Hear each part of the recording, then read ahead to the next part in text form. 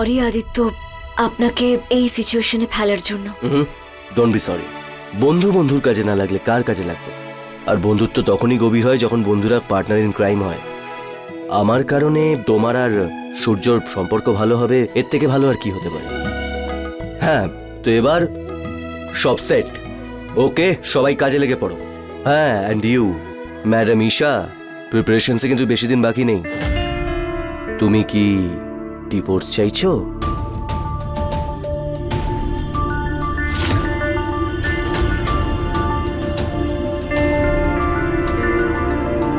Then smile.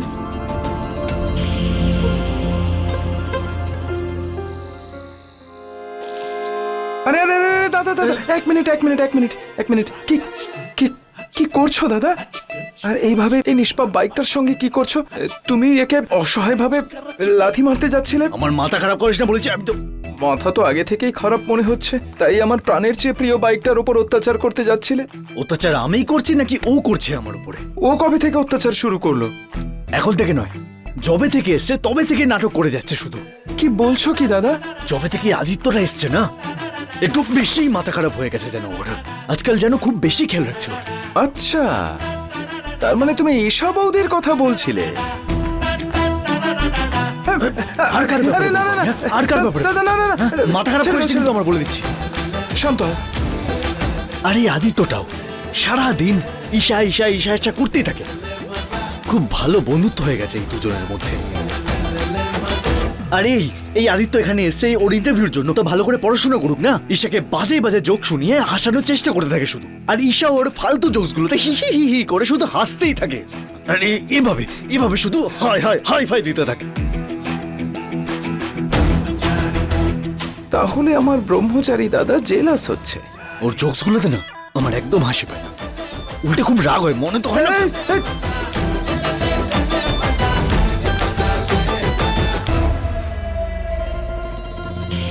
কি অসুবিধে তোমার আমার আর আদিত্যর বন্ধুত্বে? আমার আবার কি অসুবিধা হবে? যার সাথে বন্ধুত্ব করার ইচ্ছা হয় করো গিয়ে।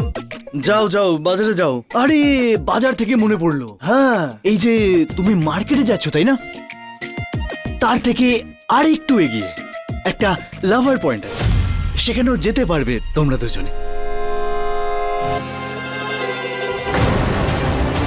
নাক্ষতকে দেবে। কেউ এতটা কঠোর মনের কিভাবে হতে পারে যে নিজের অভিমানের নেশায় এতটা মত্ত হয়ে যায়? যা কিছু তো তোমার বাবা আগে দেখিয়েছে, আমি তো শুধুমাত্র উনি যা কথা দিয়েছেন সেটা রাখতে বলেছি।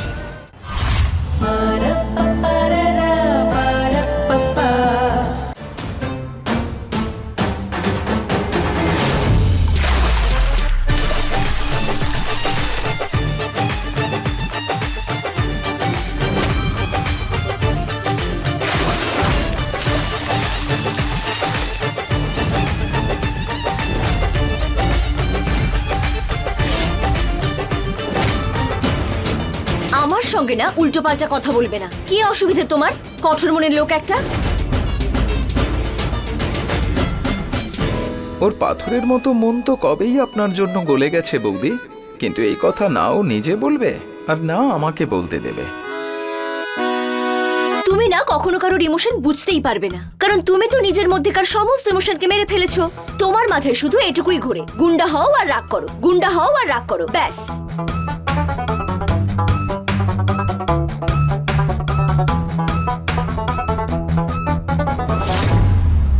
সূর্য এই সূর্য এই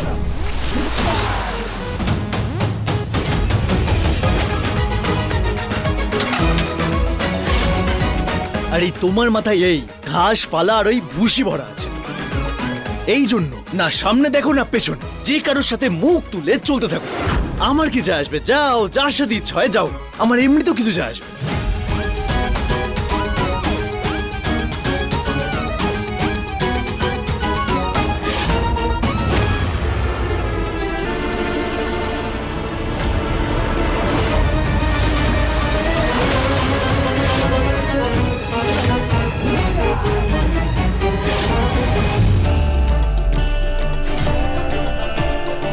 অন্ধ হয়ে গেছো তুমি, সেই জন্য তুমি সব জিনিস কাদার মতো নোংরাই দেখতে পাও।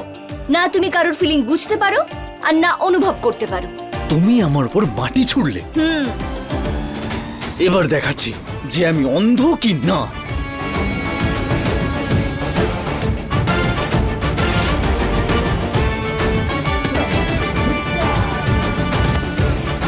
সূর্য, যাও যাও, আমার সঙ্গে এত সময় নষ্ট করো না, লেট হয়ে যাবে তোমার বন্ধুর সাথে ঘুরতে যেতে। আর এমনিতেও ওর কোনো বন্ধু বান্ধব আসবে না ওখানে, মিথ্যে বলে তোমাকে নিয়ে যাচ্ছে ওখানে। যাও। তুমি ভাবতেও পারবে না যে আমি কত কষ্ট পাচ্ছি আদিত্যর সঙ্গে হাত মিলিয়ে এসব ঘটাতে, কিন্তু এটাই একমাত্র উপায়। ওই আদিত্যের সঙ্গে গিয়ে তোমার আমাকে জ্বালাতে খুব মজা পাচ্ছ, তাই না ঈশা? আদিত্যর বন্ধু তো আসবে না, তাহলে উনি আমাকে বললেন না কেন?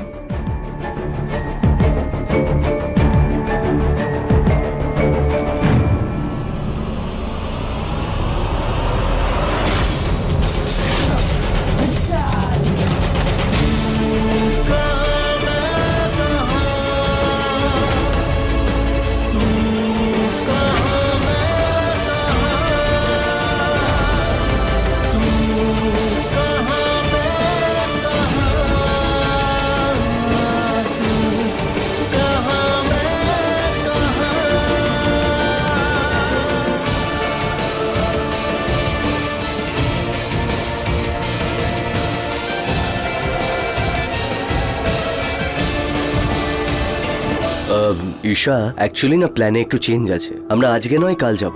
আমার ফ্রেন্ডের একটা কাজ আছে, ও আজকে আসতে পারছে না, তো কালকে যাওয়া যাক।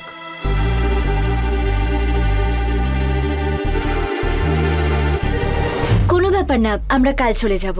গ্রেট। তবে আমি থ্যাংক ইউ বলিনি, তাই থ্যাংক ইউ।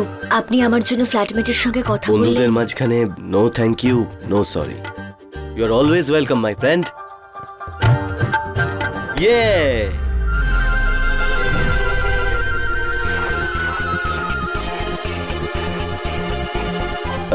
যাওয়া যাক, চলো।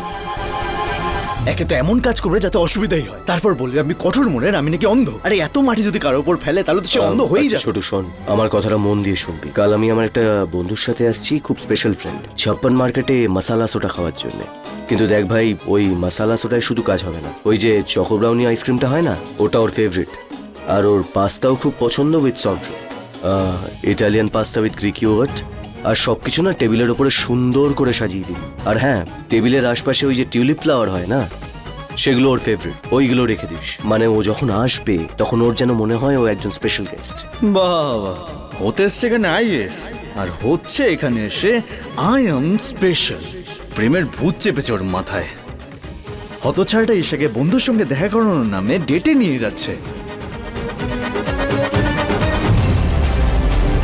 নাক খটকে দেবে। কেউ এতটা কঠোর মনের কিভাবে হতে পারে যে নিজের অভিমানের নেশায় এতটা মত্ত হয়ে যায়? যা কিছু তো তোমার বাবা আগে দেখিয়েছে, আমি তো শুধুমাত্র উনি যা কথা দিয়েছেন সেটা রাখতে বলেছি।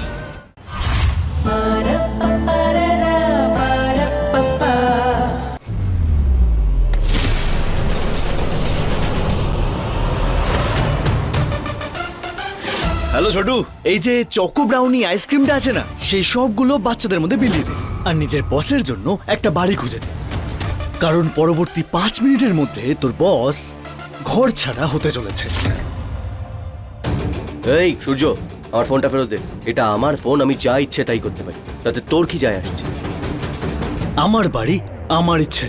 চল, নিজের বিছানাপত্র গোটা আর এখান থেকে চলে যা। অনেক হয়ে গেছে তোর, বুঝতে পেরেছিস? চল। ওকে ওকে, আমি চলে যাব যদি জেঠু বলে তবে। ও খুব ভালো করেই জানে যে বাবা ওকে এখান থেকে কোনোদিন যেতে বলবে না, কারণ উনি ওকে নিজের দ্বিতীয় ছেলে ভাবেন। ভালো করেই জানতাম আমি তুই এত সহজে মানবি না। ছোটবেলা থেকে খুব জেদি, তাই না? হ্যাঁ, চল একটা কাজ করি, একটা বাজি ধরি, কি বলিস? পুরুষ হলে ধরবাজি। পুরুষ মানুষও আমি, আর এবার আইএসও হতে চলেছি, তো ভয় তো আমি কারুর বাবাকেও পাই না। তুই শুধু বল শর্তটাই। কবাডির ম্যাচ। কবাডি ম্যাচের কথাটা মনে তো আছেই। আর ছোটবেলার সেই হারটা মনে আছে? তাহলে একবার আবার ঠিক সেভাবেই হারার জন্য তৈরি হয়ে যা।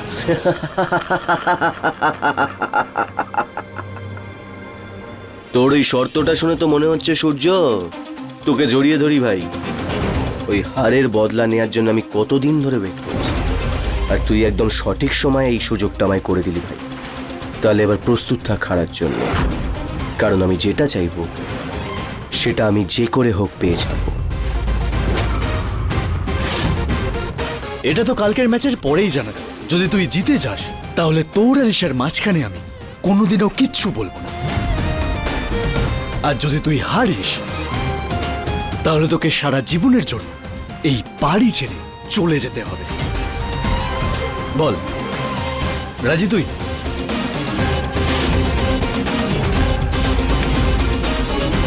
রাজি আছি আমি।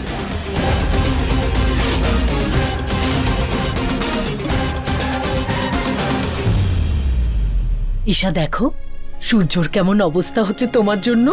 হ্যাঁ, নাহলে এইরকম এত বড় চ্যালেঞ্জ কেউ করে না। আমি বলছি তো, সূর্যের মনে ঈশার জন্য নিশ্চয়ই কিছু আছে, কি তাই না? বাবা অদিতি দিদি, আমার তো বিশ্বাসই হচ্ছে না যে যাতে আমি ডেটে না যাই তার জন্য সূর্য আদিত্যর সঙ্গে কবাডি কম্পিটিশন করছে। তার মানে আমাদের প্ল্যানটা কাজ করছে। আরে মা, তুমি দেখতে থাকো। বাবা, আমার মনে হয়েছিল যে আমার থাকা বা না থাকাতে সূর্যের কিচ্ছু যায় আসে না। সেজন্য আমি কোথাও না কোথাও নিজেকে বুঝিয়েই নিয়েছিলাম যে আমাদের সম্পর্কটা এখানেই শেষ হয়ে গেছে। কিন্তু এরকমটা নয়, সূর্যের যায় আসে, অনেক বেশি যায় আসে। ও জ্বলে পুড়ে যাচ্ছে, মানে ও আমাকে নিয়ে ভাবে। বাবা থ্যাংক ইউ, আমাদের এই সম্পর্কটাকে বাঁচানোর হোপটাকে বাঁচিয়ে রাখার জন্য থ্যাংক ইউ। আরে মা, তোমার চোখের এই আনন্দ আর মুখের এই আনন্দের জন্য আমি সবকিছু করতে পারি। তবে এইটুকু পলিটিক্স তো আমি শিখেই গেছি যে একটা খেলা আমিও খেলতে পারবো। মানে কালকের কবাডি কম্পিটিশনে আমিও অংশ নেব। আর আমি ভেবে নিয়েছি আমি কোন টিমের হয়ে খেলবো। আমিও জানি তুমি কোন টিমের হয়ে মাঠে নামবে। কবাডি কবাডি কবাডি কবাডি কবাডি কবাডি কবাডি কবাডি কবাডি কবাডি কবাডি কবাডি কবাডি কবাডি। বড় এসছে ঈশাকে ডেটে নিয়ে যাবে। হ্যাঁ, যদি কালকে মাঠে আমি ওই আদিত্যর হাড়গুলো গুঁড়ো গুঁড়ো করে দিয়ে লাইন না টেনেছি না, তাহলে আমার নামও সূর্য নয়। কি করছো কি দাদা? মেরে দেবে যে। আজকে তুমি আমায় কেন এরকম মারছো? এত প্র্যাকটিস তো অলিম্পিকের খেলোয়াড়রাও করে না দাদা। দাদা প্লিজ আমাকে রেহাই দাও, রেহাই দাও। চল যা, রেস্ট কর। এবার তুই চল। ওয়াও আদিত্য, আপনি 90 সেকেন্ড শ্বাস হোল্ড করেছেন।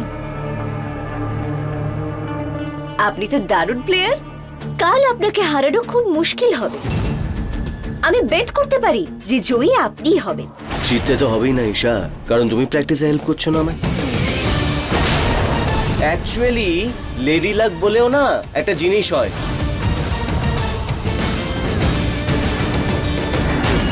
আরে ছাড়ো না দাদা।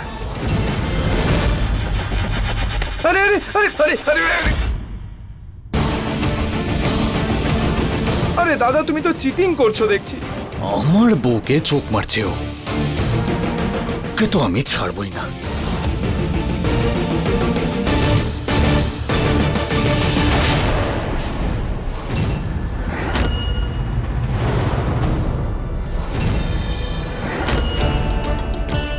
বান্টি ঠিকই বলেছিলে তুমি।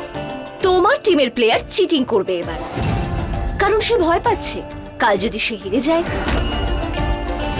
সেজন্য আজই অপোনেন্ট প্লেয়ারের সঙ্গে মারপিট গুন্ডাগিরি করে খেলাটা শেষ করে দিতে চাইছে, তাই না? বান্টি, কাল যদি আমি মাঠে এই আদিত্যর অবস্থা যদি খারাপ না করি না, তাহলে আমার নাম বদলে দিস। তো চল কালকে দেখা হোক ময়দানে, এন্ড লেটস সি কার অবস্থা খারাপ হয়ে যায় কাল।